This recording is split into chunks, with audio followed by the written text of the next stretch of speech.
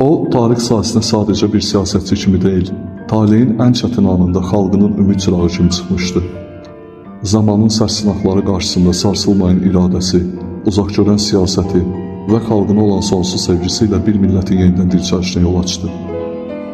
Ən ağır, ən ümidsiz günlərdə belə geri çəkilmədi. Dövlətçiliyin dağılmaq təhlükəsi ilə üz-üzə qaldığı bir dövrdə o öz qətiyyəti və müdrikliyi ilə Azərbaycanı parçalanmaqdan xilas etdi. Xalqına sabitlik, inan və gələcəyə ümid bəxş etdi. Onun rəhbərliyi altında atılan hər addım, verilən hər qərar bir xalqın taleyini dəyişən dönüş nöqtəsinə çevrildi.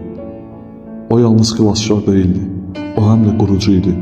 Müasir Azərbaycanın təməlini atan, dövlət institutlarını möhkəmləndirən, milli kimliyi və müstəqilliyi qoruyan böyük bir lider kimi tarix həkk olundu.